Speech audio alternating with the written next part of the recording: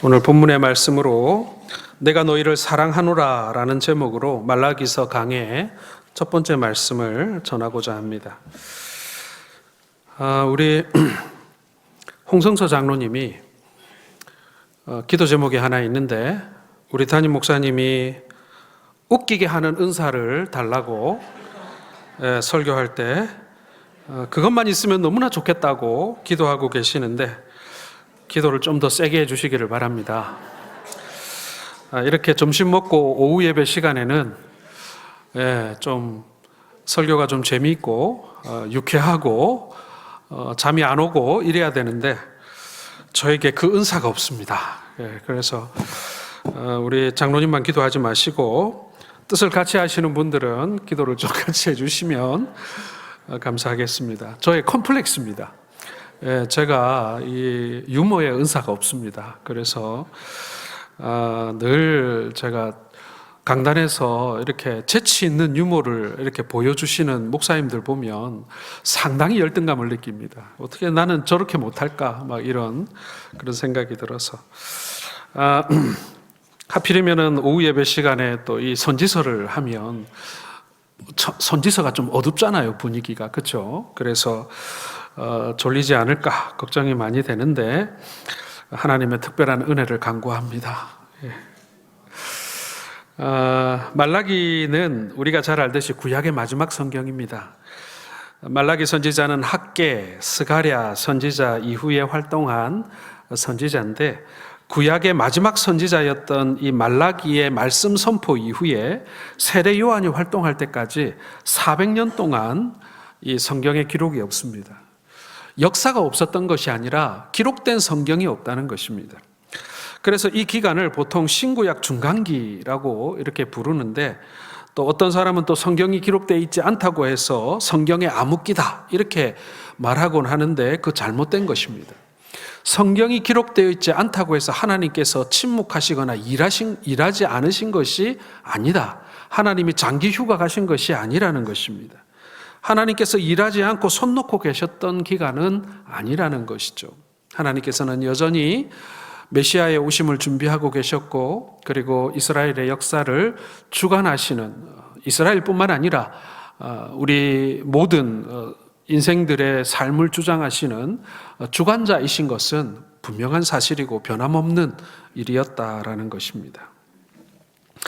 이 말라기서가 언제 기록됐느냐 그것을 아는 것은 이 성경 말씀을 이해하는 데 무척 도움이 됩니다. 말라기서는 바벨론 포로기 이후에 스룹바벨과 에스라, 르헤미야와 같은 지도자들이 이스라엘 민족의 번영과 부흥을 위해서 굉장히 노력을 하게 되는데요.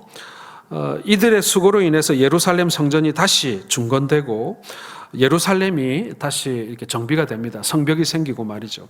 이때 세워진 성전을 스룹바벨 성전이라고 얘기합니다. 디도 장군에 의해서 완전히 파괴되었던 성전을 다시 건축했다고 해서 2차 성전이라고도 이렇게 불리우는데요.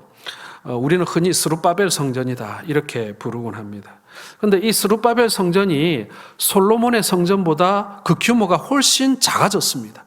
그래서 이 솔로몬의 성전을 기억하던 그 노인들이 새로 지어진 성전이 지어져서 좋기는 하나 솔로몬 성전에 비해서 너무 작고 왜소해진 성전을 보면서 그것이 서럽고 슬퍼서 그 성전이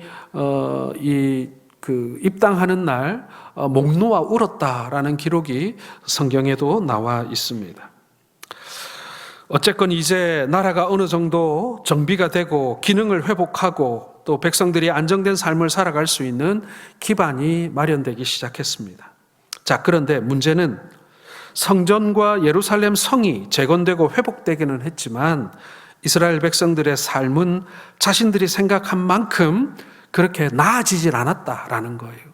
우리가 성전만 지으면 하나님께서 복을 왕창 주셔서 우리가 강건한 국가가 되고 또 경제적으로도 엄청 부유해질 줄 알았는데 여전히 사는 것이 팍팍하더라. 예루살렘 성만 우리가 중건하게 되면 외적들이 더 이상 침범하지 못하고 우리가 굳건한 군사력을 이 방어력을 가지게 되어져서 과거의 영광을 회복하리라라는 그런 기대를 했지만 그만큼 잘 살게 되지는 못했다라는 것입니다. 하나님께서 큰 복을 주셨어. 이스라엘이 세계 중심의 나라가 될 거라고 믿었는데 그렇지 못했다라는 거예요.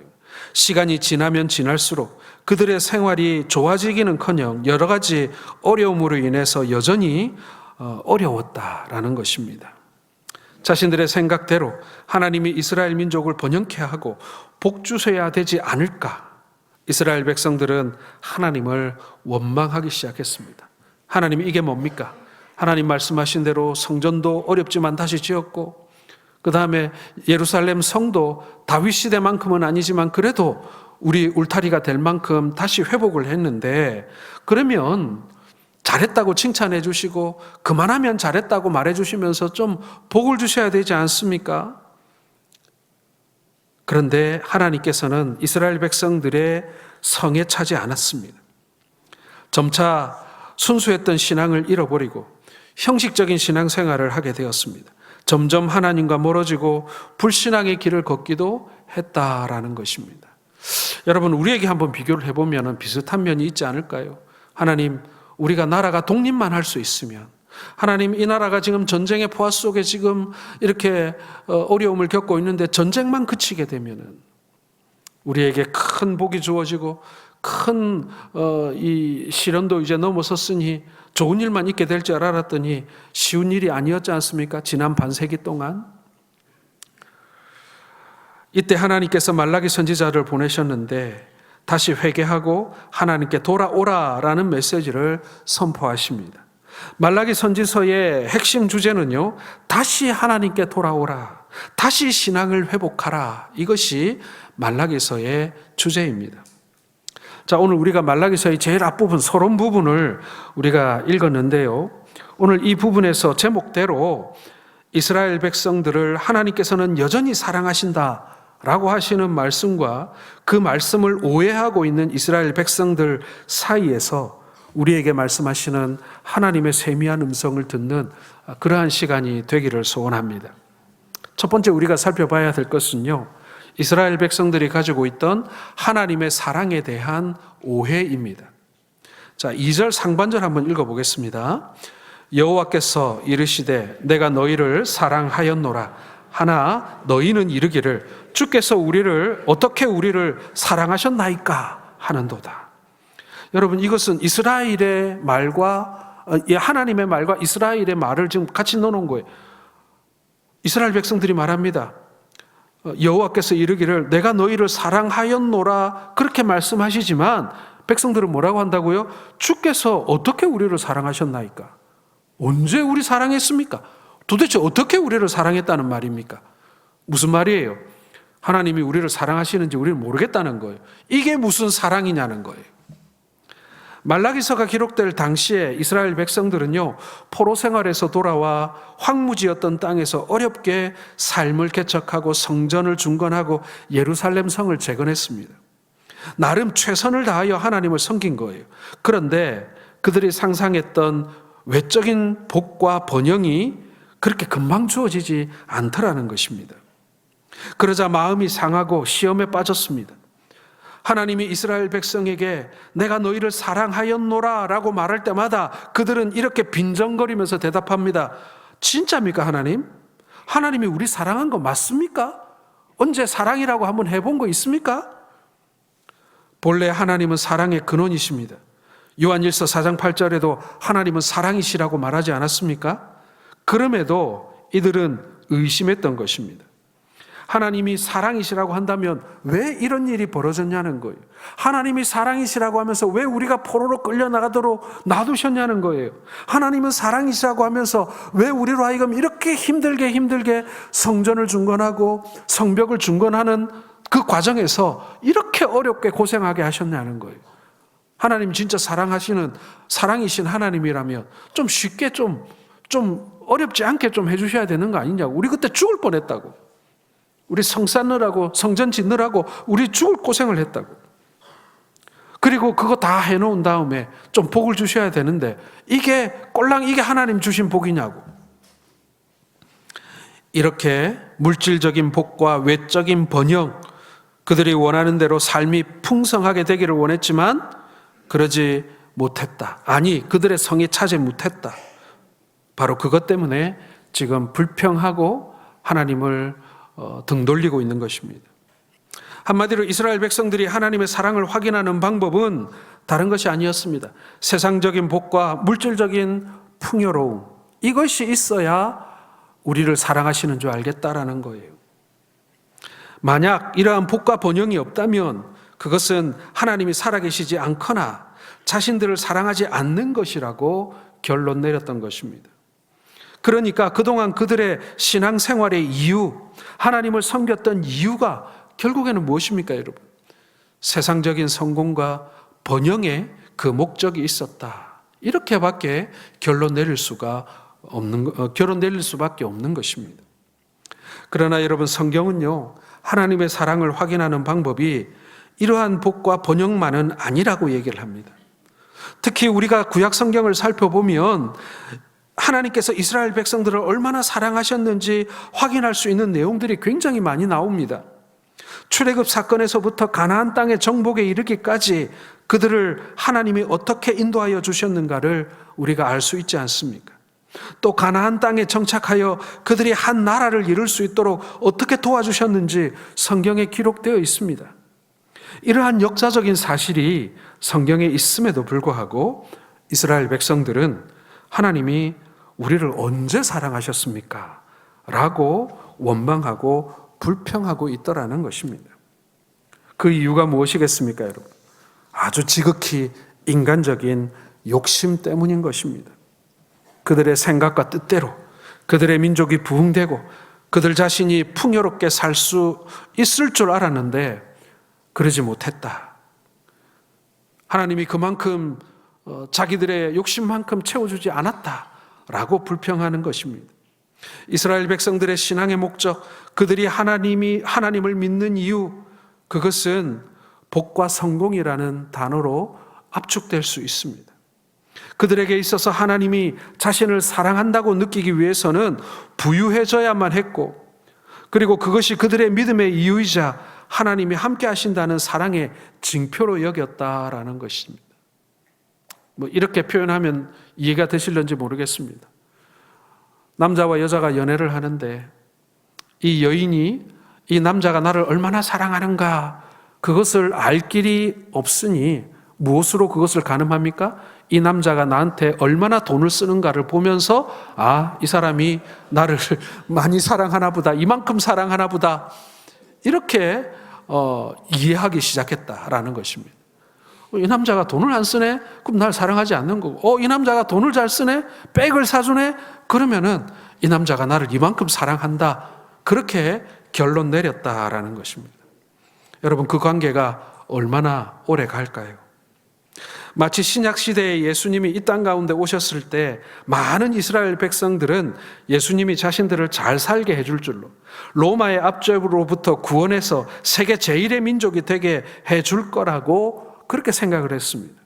그런데 실상 예수님은 그들의 소망대로 그렇게 살지 않으셨고요, 그들의 소원을 충족시켜 주시기보다는 십자가에서 못 박혀 돌아가시는 결론을 보여주었다라는 것입니다. 물론 예수님은 이 땅에 복을 주시기 위해서 오셨습니다. 그런데 그 복은 세상적인 복, 육적인 복이 아니라 영적인 복이었고, 죄사함의 복이었고, 구원의 복이었고, 하나님의 자녀가 되는 복이었습니다. 어찌 보면 이것이 육신적인 복과 번영보다 훨씬 더 큰 복이고 굉장히 중요한 것 아니겠습니까? 그런데 사람들은 이 사실을 모르고 예수님을 손가락질하고 배신했더랬습니다. 말라기 당시 이스라엘 백성들도 똑같았습니다. 자신들이 하나님을 잘 섬기면 하나님께서는 그의 응당한 세상의 어떤 부유함과 성공을 가져다 주리라고 그들은 믿었던 것입니다. 그런데 정작 자신들의 기대와 완전히 달랐어요. 그래서 이스라엘 백성들은 시험에 빠져버린 것입니다. 오늘날 많은 성도들도요, 이러한 시험에 빠집니다. 하나님을 믿으면 당연히 내게 건강도 찾아오고 돈도 찾아오고 명성도 따라올 줄 알았습니다. 그리고 그것이 신앙생활의 이유이기도 했습니다. 하나님의 사랑을 확인하는 방법이기도 했습니다. 여기에 속은 성도들이 얼마나 많은지 모릅니다. 여러분은 어떻습니까? 물론 하나님께서는 그러한 복도 주십니다. 그러나 우리가 생각한 것만큼 무작정 주시지 않는다는 거예요. 하나님의 백성들의 영적인 상태에 따라서, 그들의 믿음의 그릇에 따라서 하나님이 주시는 복은 다 다릅니다. 뿐만 아니라 이 복을 잘 선용하고 지혜롭고 분별력 있게 사용할 수 있는가를 확인하며 우리에게 주시는 분이십니다. 우리가 그것에 눈 멀고 귀 막고 우리가 거기에 취해서 도무지 하나님을 잊어버릴 것 같으면 그 복은 도리어 저주가 되지 않겠습니까? 하나님은 그것을 아시기에 그것을 관리하고 또한 그것을 제대로 선용하지 못하는 자들에게는 그것을 일찍 지어주지 않으신다라는 것입니다. 무작정 세상적인 복을 주시지만은 않는다는 거예요. 그보다 먼저 더 소중한 영적인 복을 주기를 원하십니다. 영적인 복을 받고 충분히 준비되었을 때 육적인 복도 허락해 주시는 것입니다. 본문에서 이스라엘 백성들이 그런 육적인 복이 없다고, 세상적인 복이 없다고 원망하고 있지만 실제로 이스라엘 백성들은 포로 생활에서 돌아온 직후의 상황과 비교해 보면 지금 훨씬 나아졌어요. 훨씬 나아졌습니다. 포로 생활할 때보다는 더 말할 것도 없고 말이죠. 그들이 하나님께서 세속적인 복을 주시지 않는다고 불평하고 있지만 과거의 배고픔과 굶주림과 그리고 생명의 위협 속에 살아왔던 그 시간들을 상고해 볼 때 지금은 정말로 좋아진 거예요. 그런데도 불구하고 그들의 욕심에 차지 않는다라는 이유로 하나님의 사랑을 의심하고 있는 것입니다. 여러분, 우리도 비슷하지 않습니까? 과거보다 우리가 훨씬 잘 살게 되었고 좋아졌다고는 하지만 그러나 여전히 나는 배고프고 여전히 부족하고 여전히 채워지지 않는 것 때문에 우리 하나님은 나에게 인색해 라고 생각하고 우리는 살아가고 있는 것은 아닙니까? 한마디로 이스라엘 백성들의 원망과 불평은 상대적 빈곤에서 오는 잘못된 원망과 불평이었던 것입니다. 인간의 욕심은요, 끝이 없습니다. 인간의 욕심은요, 한이 없어요. 자신에게 주어진 복은 관심이 없어요. 자신에게 없는 것에 먼저 관심을 기울입니다. 내가 가진 것은 잘 몰라요. 남이 가진 것만 눈에 쏙쏙 들어옵니다. 하나님이 주신 복은 잊어버리고 아직 주시지 않은 것으로 인하여 불평하는 우리들의 모습인 것이죠. 그러므로 여러분, 우리는 하나님의 사랑에 대한 오해가 없어야 합니다. 많은 사람들이 하나님을 오해하고 하나님의 사랑을 오해합니다. 여러분, 오늘 우리는 하나님께 복받은 사람인 줄 믿습니다. 그렇다면 여러분, 내가 얼마나 복을 받았는지, 어떤 복을 받았는지, 그리고 지금 나의 영적인 상태는 지금 어디쯤 와 있는 건지, 그리고 그 상태에 따라 하나님께서는 나에게 지금 어떻게 내 인생의 강약과 부요함과 가난함을 조절해 가고 계시는지 우리가 그것을 좀 알 필요가 있다라는 것입니다. 두 번째로 여러분, 하나님의 이러한 경고 속에도 사랑이 담겨 있다. 경고 속에 담긴 사랑이 있다라는 것입니다. 우리 1절 한번 다시 보겠습니다. 여호와께서 말라기를 통하여 이스라엘에게 말씀하신 경고라. 자, 1절에서 말라기서를 시작하면서 말라기서는 하나님의 경고라고 말씀하고 있습니다. 기분 나쁘죠? 일단은 말씀을 시작하는데 경고라고 하고 시작하니 긴장이 되고 불편할 수밖에 없습니다. 자, 그런데 우리는 이 경고의 말씀 속에서 하나님의 사랑을 찾아볼 수 있습니다. 사실 멸망시키려면 경고가 필요 없지 않습니까? 하나님이 경고를 주시는 이유는요, 그것을 듣고 깨달아 돌아서서 하나님께로 돌아오라는 하나님의 미련이 남아있고 하나님의 사랑이 남아있는 거예요. 하나님의 기대가 그 속에 있는 것입니다. 가망이 없는데, 이미 버렸는데 경고를 왜 합니까? 그냥 지 할 대로 하게 놔두지. 그런데 경고를 하신다는 얘기는 뭐예요? 빨리 그의 경고를 듣고 네 자리로 돌아오라 라는 뜻입니다. 이런 하나님의 마음도 모르고 계속해서 이스라엘 백성들은 하나님을 원망합니다. 하나님이 우리를 언제 사랑하셨는가? 어떻게 사랑하셨는가? 하나님이 이런 상대적 빈곤에 빠져 원망하는 자들에게 지금 말씀하고 계시는 거예요. 3절 같이 읽겠습니다. 에서는 미워하였으며 그의 산들을 황폐하게 하였고 그의 산업을 광야의 이리들에게 넘겼느니라. 자, 이 말씀은요, 하나님의 백성을 사랑하시고 끝까지 지키시고 보호하셨지만 하나님의 백성들의 원수가 된 이민족들은 결국 완전히 무너지고 말았다라는 것입니다. 여러분, 하나님의 백성들 역시도 이방 민족들처럼 얼마나 많은 범죄를 저지릅니까? 이스라엘 백성들은 에서 족속들만큼 범죄 안 저지릅니까? 아마 비슷하거나 더 있으면 더했지 덜하지는 않을 겁니다. 그래서 하나님께서 이스라엘 민족 역시도 하나님 앞에 심판과 징계를 받을 수밖에 없는 거예요. 그런데 이 이스라엘 백성들과 이방 백성들의 차이는, 이스라엘 백성들은 징계와 심판 가운데서 다시 회복해 되는 역사가 있었다라는 것입니다. 여러분, 이 차이를 여러분 아시겠어요? 그냥 망하면 망하게 내버려 두는 민족이 있는가 하면, 망했더라도 다시 회복시키시는 하나님의 사랑이 있는 민족이 있다라는 얘기입니다. 이방 백성들은 결국 심판을 받고 완전히 무너지고 말지만, 하나님의 백성들은 어려움을 겪고 역경을 겪지만 결국에는 하나님께서 다시 회복시켜 주신다.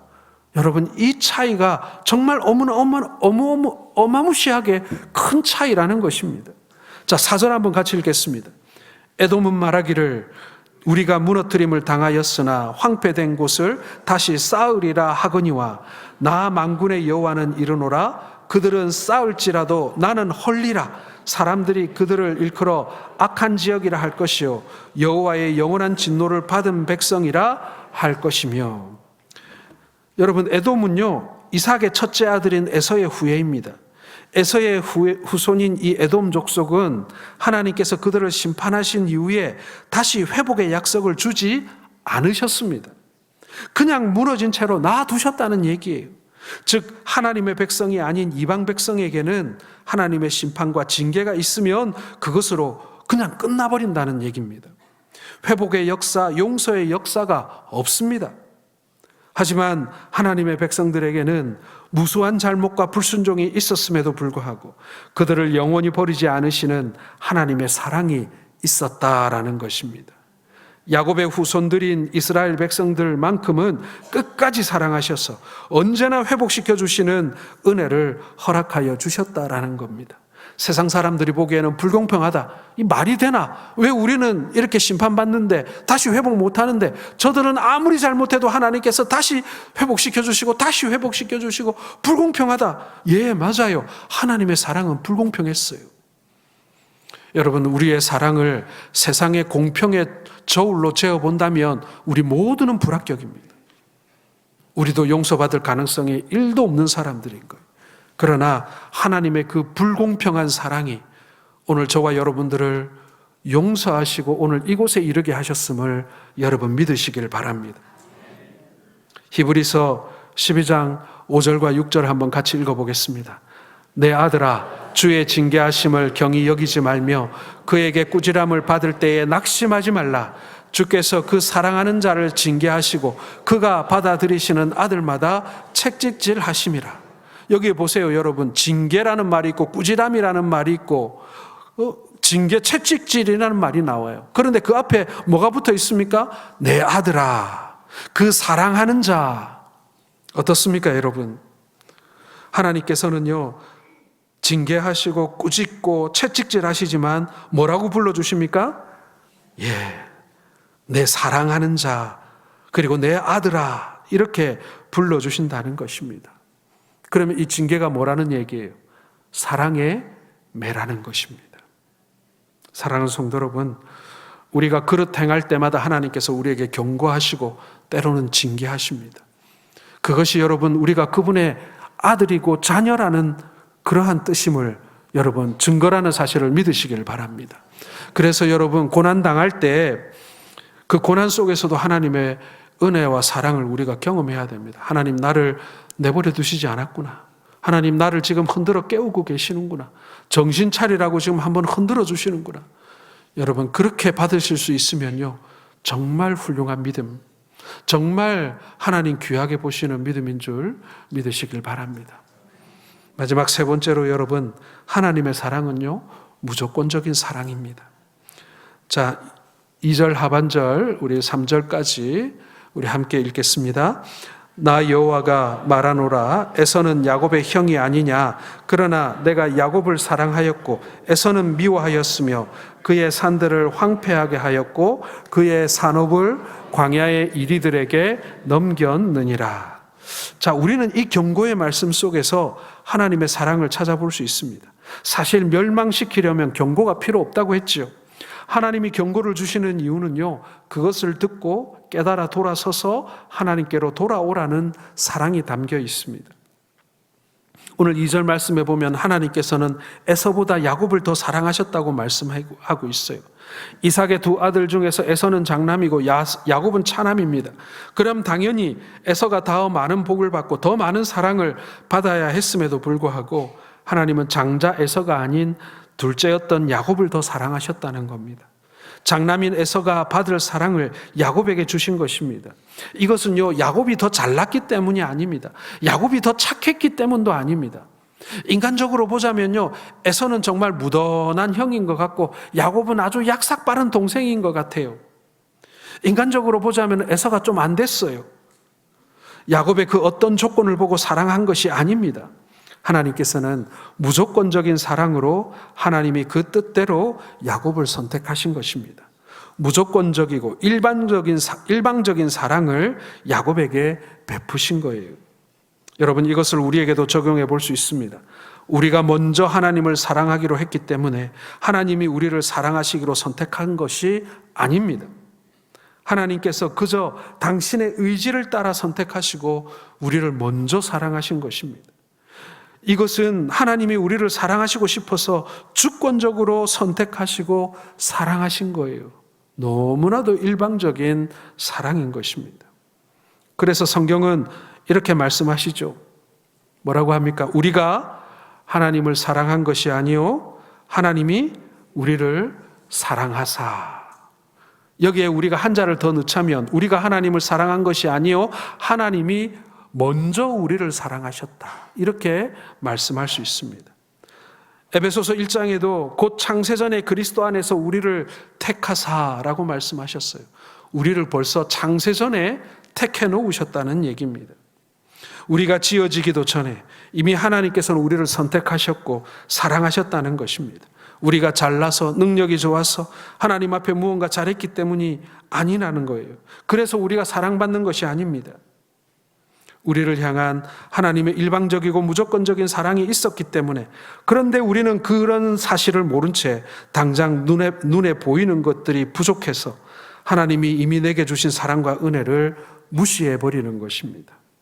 마치 어린아이가 지금까지 사랑으로 보살펴 주신 부모님의 사랑을 망각하고 장난감 안 사줬다고 원망하고 불평하는 것과 똑같지 않겠습니까? 낳아주시고 길러주신 긴 세월의 사랑과 은혜는 잊어버리고 정말 딱 한 번 서운했던 그것을 잃어버리지 못하고 평생토록 그거 또 얘기하고 또 얘기하면서 원망하고 사는 철없는 자녀처럼 말입니다. 사랑하는 성도 여러분, 이 엄청난 사랑 앞에 우리는 감사하고 진실하게 살아야 하고 하나님 앞에 늘 순종하는 자가 되어야 하는 것 아니겠습니까? 이제 말씀을 맺겠습니다, 여러분. 지금 현재의 상태를 보면요, 어렵고 힘든 것만 보입니다. 우리 앞에 순탄한 길보다는 여러 가지 어려운 과정들이 아직도 많이 남아 있는 것 같습니다. 하나님, 이쯤 했으면 좀 편안하게 해주시면 좋을 텐데, 하나님 좀 이 나이 됐으면 좀 어려운 일 없이 하나님 좀 순적히 풀어주시면 좋을 것 같은데, 아니 좀 저절로 풀려나가는 맛도 좀 있어야 되는데 하나님 여전히 어렵습니다. 여전히 새벽마다 울며 기도해야 하고요, 여전히 하나님 앞에 머리를 싸매고 엎드려야 하는 이 상황이 하나님 이제 좀 피곤합니다. 우리가 그렇게 불평할 수도 있습니다. 당장 해결되지 않는 문제들 때문에 하나님은 나를 사랑하시지 않는다고 불평하는 마음이 들 때도 있습니다. 그러나 여러분, 지금까지 우리를 인도하여 주시고 보호하여 주신 하나님의 은혜는요, 하늘보다 높고 바다보다 깊습니다. 우리가 그걸 잊어먹고 살고 있어요. 우리가 그걸 가늠하지 못하고 살고 있어요. 그리고 무엇보다도 나를 위해 십자가를 지신 예수님을 이 땅에 보내어주신 하나님의 사랑을 생각해 보면요, 우리에게 원망과 불평이 얼마나 부끄러운 일인가를 다시 한번 생각나게 합니다. 여러분들이 아무리 이웃을 사랑하고 혹은 내 형제를 사랑한다 하더라도요, 여러분들의 자녀를 죽게 여러분들의 자녀를 내어줘서 생명과 바꿀 수 있겠습니까? 그 생명과 바꿀 수 있겠어요? 장기 기증만 해달라 그래도 요즘에 안 해줍니다. 내 거도 안 주려고 그러는데 우리 아들 거, 우리 딸 거를 떼달라고요? 안 해줍니다. 그게 사람 마음입니다. 그런데 주님께서는 당신의 독생하신 아들을 우리에게 내어주셨어요. 우리를 구원하시기 위해서 말입니다. 나 같은 죄인 살리려 예수님이 십자가를 지셨으니 여러분 얼마나 큰 은혜입니까? 이 하나님의 은혜를 기억하면서 현재 우리에게 주어진 환경이 힘들고 어렵다고 하나님 원망하지 맙시다. 내 입술로 범죄하지 맙시다. 농담으로라도 하나님 너무한 거 아니에요? 라고 말하지 맙시다. 하나님의 은혜와 사랑을 기억하면서 하나님 더욱 사랑하고요, 하나님을 더욱더 의지하시기를 주님의 이름으로 축원합니다. 여러분, 우리 하나님 좀 인격적인 하나님으로 좀 대우합시다. 그냥 책 속에 있는 2차원적인 하나님, 평범한 그런 마치 뭐랄까요, 이야기 속에 있는 하나님처럼 보지 마시고요, 오늘 지금 내 옆에 계시고 나의 말을 들으시고 나의 말에 반응하시는, 내가 지금 대화하는 대상으로서의 우리 하나님을 한번 생각해 봅시다.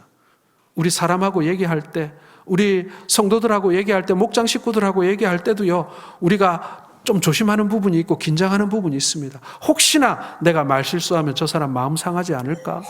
내가 혹시나 말을 하다가 잘못 말이 나와서 저 사람이 혹시 불쾌해하지 않을까? 여러분, 우리 그거 조금씩 의식하면서 우리 살지 않습니까? 그 얘기는 뭐예요? 내 말에 저 사람이 어떻게 반응할까? 저 사람이 내 말에 공감해 줄 수 있을까? 저 사람의 말을 나는 또 공감할 수 있을까? 내가 어떻게 반응해야 저 사람이 좀 좋아할까? 마음 편하게 여길까? 우리가 좀 더 친해질 수 있을까? 여러분, 그런 고민하지 않습니까? 우리가 하나님과의 관계도 똑같아요. 우리가 하나님 앞에 어떻게 나아가야 할까? 어떻게 하면 그분이 나를 보실 때에 마음이 기뻐하실까? 즐거워하실까? 이런 마음, 여러분, 우리 모두가 좀 인격적으로 주님을 알고 우리가 가져야 하는 마음 아니겠습니까? 이제 말라기서를 우리가 살펴보게 되면요, 한편으로는 경고의 말씀이기도 합니다. 분명히 처음에 경고라고 했으니까요. 그러나 그 경고 속에 담겨져 있는 하나님의 그 답답함, 하나님의 그 간절함, 하나님의 그 이스라엘을 결단코 포기할 수 없는 하나님의 그 크신 사랑, 여러분, 우리가 그것을 경험하고 우리가 그것을 알아가면서 하나님이 결코 우리를 포기하시지 않는다는 것, 그것을 확인하는 그러한 시간이 될 수 있기를 바랍니다.